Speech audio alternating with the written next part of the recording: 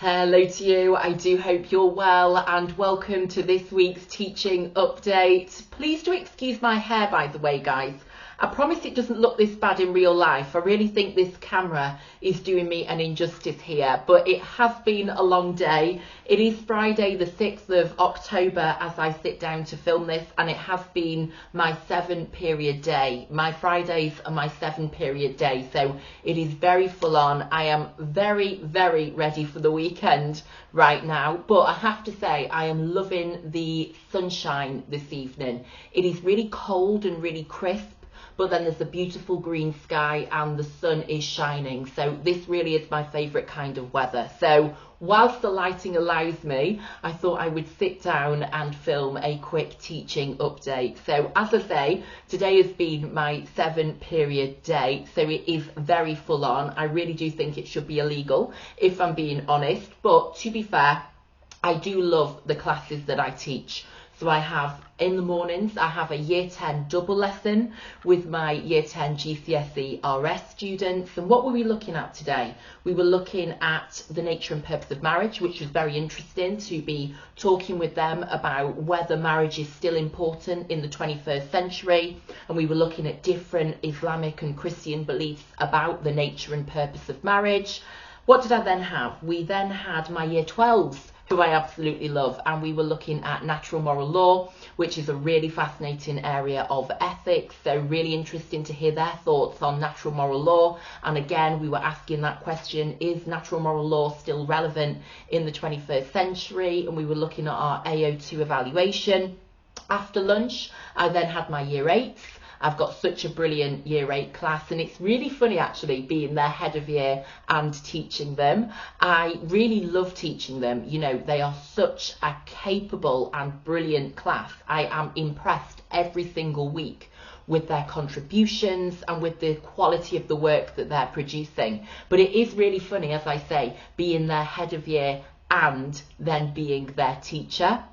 I think when I think about being head of year, I always think of the TLAC technique, which is warm/strict. So when I was training, we had to read as part of our training this book called Teach Like a Champion, which is, you know, like a teacher's Bible. It is full of, you know, these really brilliant techniques for teaching.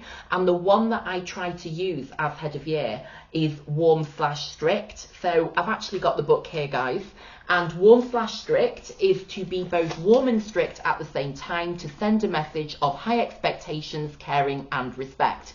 So obviously when they see me in assembly, you know, I'm being really strict, I'm being really firm, and, you know, I'm not really smiling, to be honest, because I'm setting out expectations and reminding students about rules. But then when I'm teaching them in the classroom, you know, it's really interesting because, you know, I'm in my classroom teacher mode then, and so they see a different side to me, and some of the students will comment on it and they'll pick up on it. You know, they'll be like, oh, Mr. Wardle's in teacher mode now, not head of year mode. So I think that is really important, isn't it? You know, when you are in a pastoral leadership role, such as the head of year role, that you do get that balance right, that students know that, you know, you are strict, that you do have high expectations, and it is important that they are met. But then at the same time, it's so important to be building those relationships as well, to have that warmth, to be able to smile and have a laugh and build those, you know, really important classroom relationships with the classes that you teach. But yes,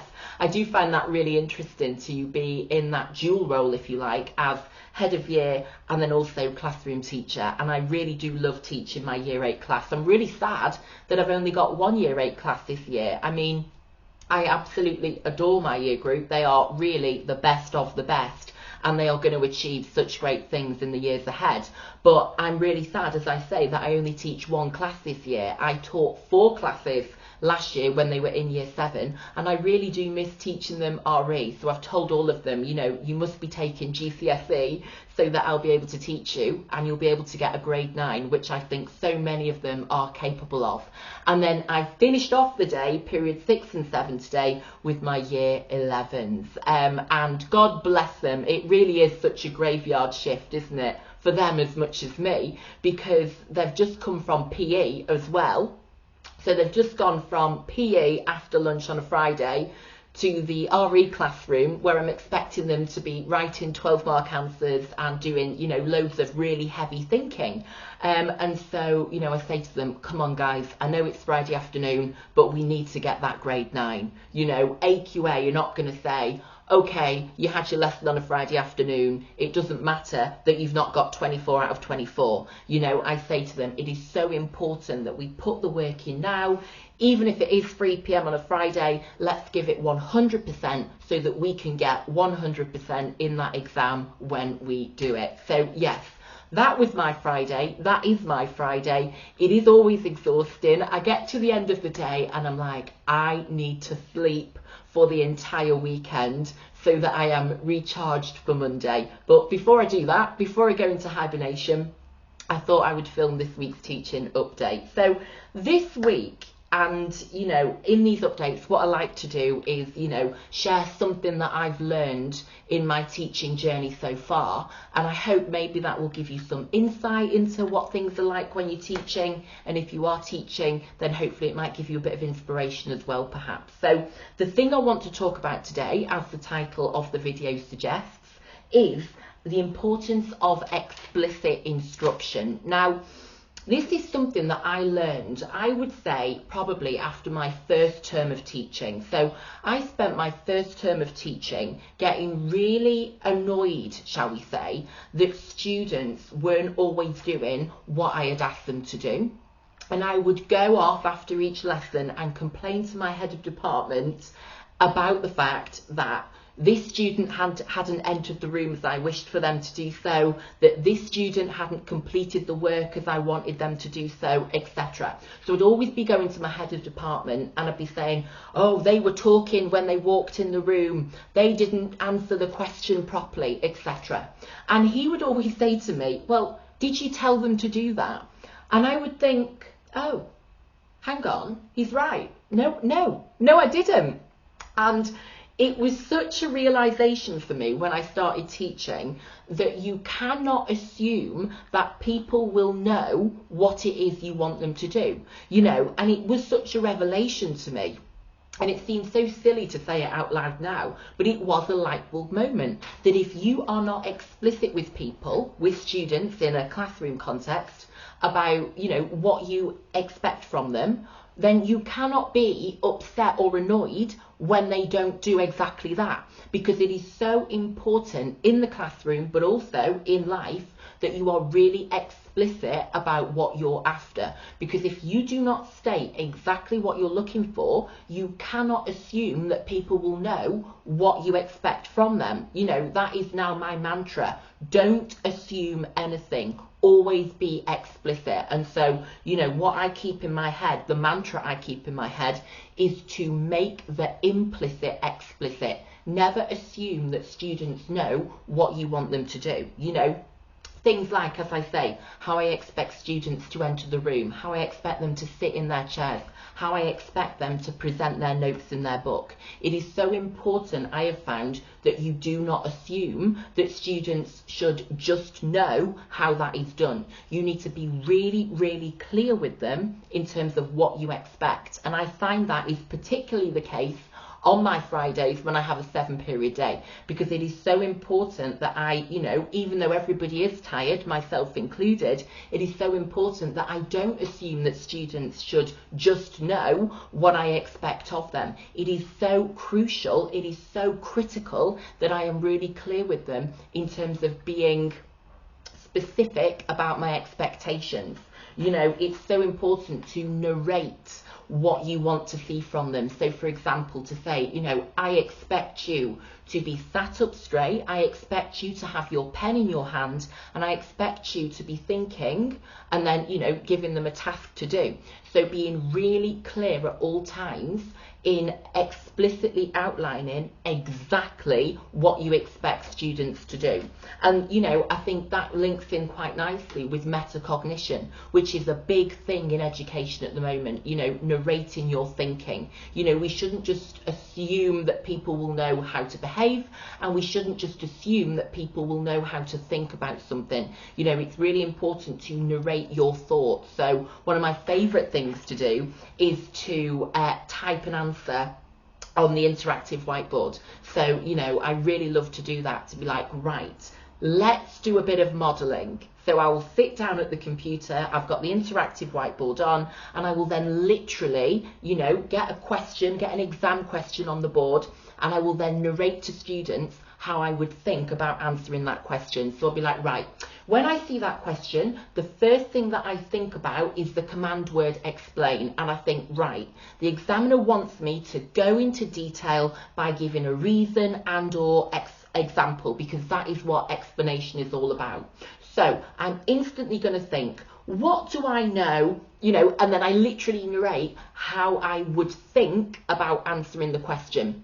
And then I will type my answer onto the board for students whilst narrating it. So I would think, right, what key quote could I use to support this explanation? And, you know, then I'll type the key quote. And I then get students to copy my modelled answer down. And then obviously then I hand it over to them. I say, okay, you know, I've done the first paragraph, or I've done the first point. Now it's over to you. I want you to complete this answer so that it's a grade 9 answer or it's an A-star answer.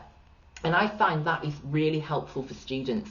You know, when you are not only being explicit about what you expect them to be doing, but when you actually teach them how they should be thinking. Because then when they're sat in the exam themselves, they can actually think for themselves, because you've given them the ability through that metacognition to be thinking for themselves. You know, it is so important that we are being explicit in terms of behaviour expectations, but also in terms of those thought processes, that we help people to think in a way that will get them those grade 9s and those A-stars, that will lead them to that success. So yeah, that is the big thing for me that I, you know, live and breathe in my teaching. And it's all about being explicit. You know, I really think it's important that we're not just saying, you know, you aren't doing that right. You need to be proactive. You can't leave it until you're given a detention because a student hasn't done this, or hasn't done this.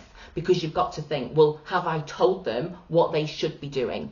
So we've got to, you know, narrate our expectations, be really explicit in our expectations, and make the implicit, make those things that we assume students will know really, really clear. And I like to frame this in the language of, you know, these are habits for success.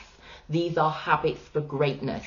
That I'm going to be really clear with you about what I expect to see, because doing these things will lead to you succeeding and being the best in the country. You know, these habits, sitting up straight, taking notes, you know, all these little things I expect of you, I tell my students, that's because the most successful people in the world do these things. And that, you know, leads me on to the really important thing with explicit instruction, because it's not just about being explicit about what you want, but it's then being explicit about why. It is so important that you are really, really clear in articulating why you expect students to do something.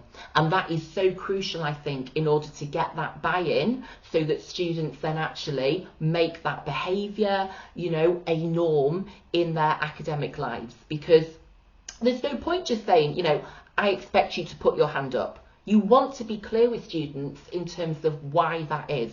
Why do I want you to put your hand up? So that we've got one voice at a time in the room, so that we can hear the one person who is speaking, and so everybody can then benefit from the wisdom that they're sharing. And so when you are explicit not only about what you want to see, but why you want to see that, you get the buy-in, and then you get the compliance from students. But it's not just about them, you know, complying with your expectations. You then get the best out of your students, because they think, yes, my teacher wants me to do well, they want me to succeed, that's why they expect me to do this.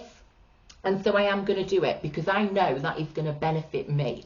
I know that that is going to contribute to my success in school and ultimately in life. And so yes, I'm going to do that. And you know, it builds that really positive relationship between you and your students, and it builds that really positive atmosphere in your classroom, because it creates a culture of high expectations, hard work, and a striving for excellence excellence, you know.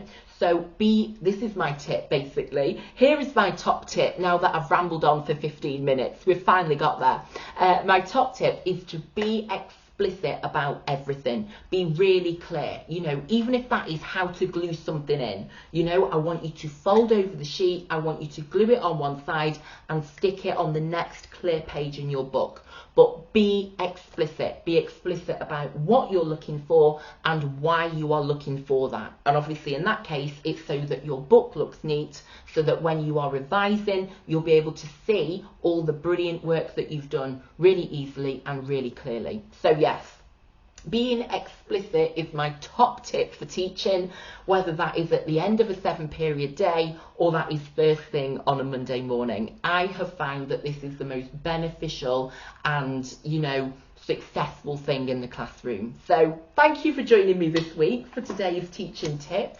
I hope that's been insightful for you. I hope everything is going well for you as well. And I will be back here on the YouTube channel every Sunday with another little reflection on my week in teaching. Not Sunday, I just said Sunday. I meant Friday because it is a Friday as I film this. You see, this is how tired I am. I need to go to bed, guys.